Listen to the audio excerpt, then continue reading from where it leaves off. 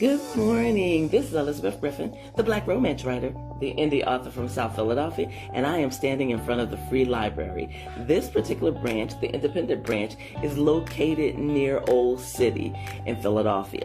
This branch has also carried my first book, Naira, which is young adult fiction, and it makes my other ebooks and audiobooks available.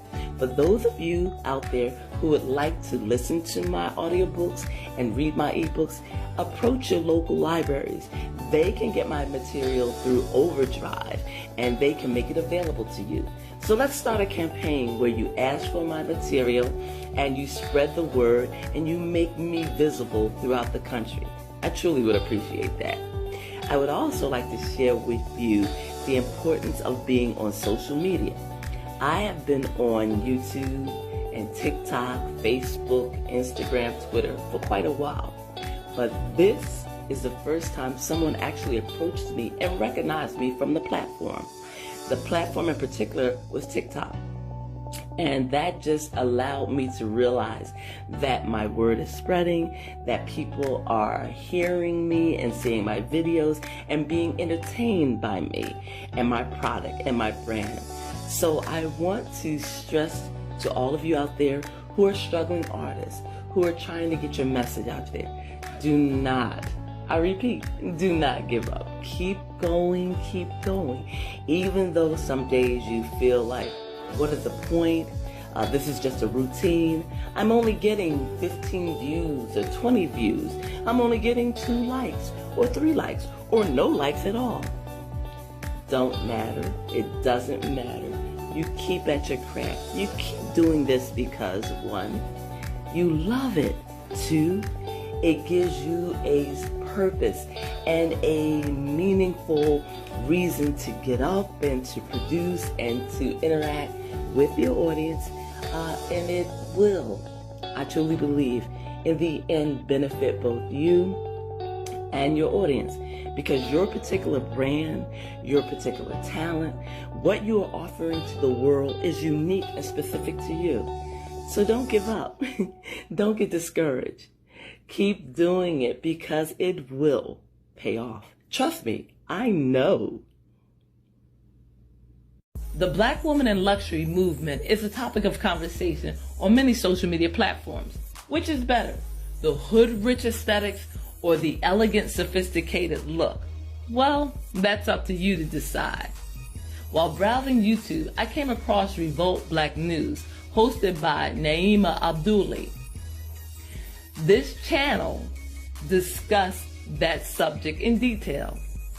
One of the panelists, Kennedy Rue McClellan, states Black luxury as this: luxury should be defined as a form of self-care in terms of you taking control of your life and really indulging in those pleasures and passions that interest you. But I don't think we should quantify luxury in terms of a Chanel bag, a car, or a home. Luxury doesn't have to conform to these parameters of consumerism. But I get it. We're consumers. This is a consumer society.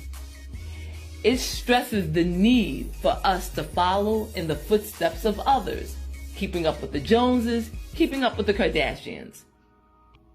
On social media, you'll see beautiful Black women dressed in designer clothes, eating at exclusive restaurants, and living their best life. Is this fantasy or reality? Young women are posting pics behind luxury coupes and lounging on tropical beaches. Should we fake it until we make it? Do we overcompensate in areas that we are insecure? Are we putting a band-aid on a bigger issue that exists within ourselves because we are opposed to living the ordinary life? You have somewhat of a dual lens when you're looking at social media and the pics. I believe that this lifestyle of showing Black women living a luxurious, elegant way of life is important. I also think that it should be reflected in our fiction, in our literature. So I think a subgenre, a new niche is needed.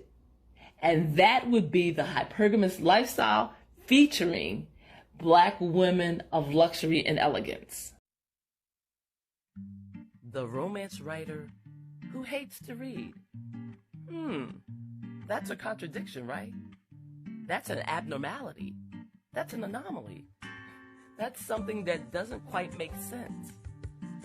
But I found that recently I have lost myself in the world of audiobooks and podcasts and YouTube channels. And all I do is listen and listen and listen.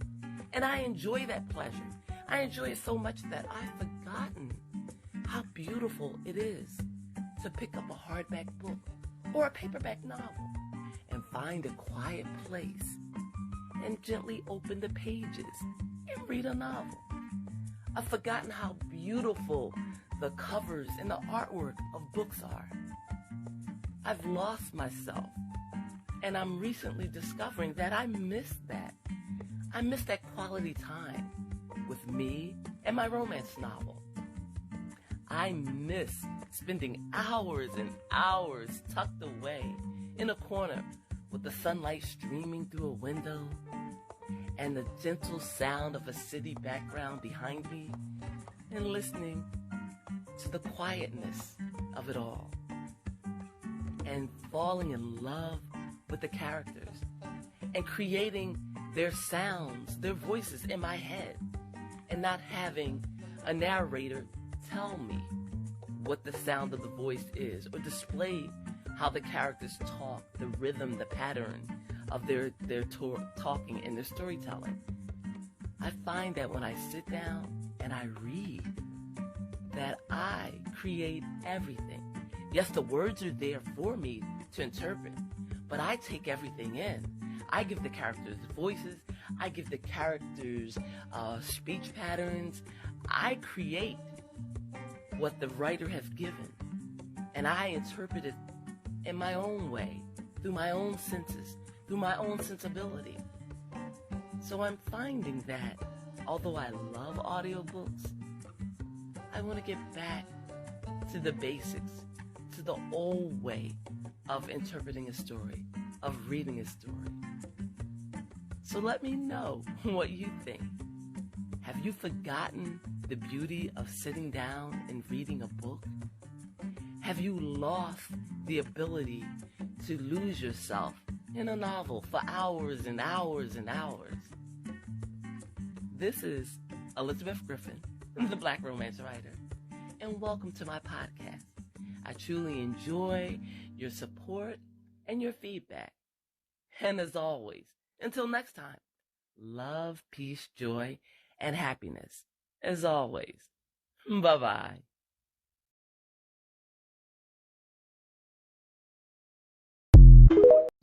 There is a writer, a female writer, that I met in the late 1990s in Philadelphia at the celebration of Black writing. She was such a wonderful, kind, giving, inspirational woman that I had no idea how accomplished she was. I had no idea that she had so many pen names and that she had so many titles under these names. This woman, whom I just grew to love and respect and admire, and I would follow her around to book signings because she touched my heart and she gave me encouragement and she gave me knowledge and wisdom. Her name is Leslie Esdell Banks. Her pen names are Leslie Esdell, Leslie E. Banks, Leslie Banks, Leslie Esdell Banks, and L.A. Banks. I'm sure that you recognize these names because, as I said, she is very successful. She's written under many genres. She's written African American literature.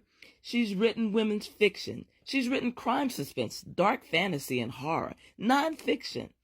She is such a wonderful, accomplished person that, as I said, when I met her, I had no idea who I was talking to. The book or the series that you probably know her for best, although, as I said, she's successful in all genres, is the L.A. Banks series.